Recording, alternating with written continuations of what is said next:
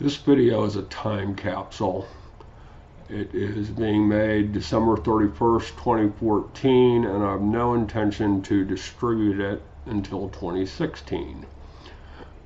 The reason I'm doing this is that the thoughts are simply a summary. It's a time capsule that's going to be put up on social media under Hiding in Plain Sight, and it's actually probably the most meaningful thing going up on the internet today, and no one will see it because it's not a picture of some kid opening a Christmas present that 10 million people want to look at. The purpose is to illustrate what happens in 2015 and to demonstrate that it's not only foreseeable, but it's also the only logical conclusion to over 100 years of bad policy. I'm one person, the thoughts are mine. I'm also likely to be the first person in human history to put this together. That says much less about me than it does about our current society. I've seen the big picture because I looked for it. I'm not extraordinary. My view is based on having read hundreds of relevant books and my personal experience in understanding all summary information is suspect. I illustrate the difference between knowledge and understanding. The current financial world is all about knowledge. The 2015 great deleveraging is about understanding.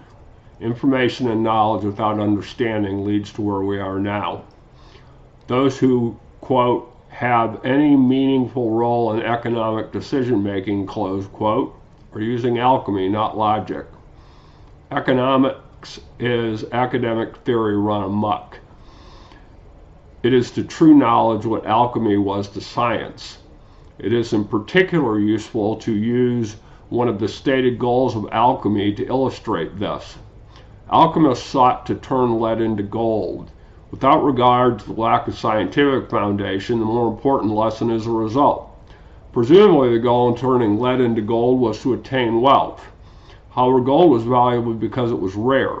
If lead could be turned into gold, the net effect would not be creation of wealth, but destruction of it. If all lead became gold, then gold would be worth the value of lead, not vice versa. Similarly, if money could be printed to create wealth and computers could increase money, the end result is to devalue money. That is in fact exactly what's going on right now. Pundits' claim as to the, quote, value, close quote, of global financial wealth vary. I've seen a report that puts it at $190 trillion, up more than double in a decade. There is no such value creation. Instead, the value is simply taking the last trade and multiplying it by all the shares, bonds, and other financial instruments on the current books. That paper value is about to disappear.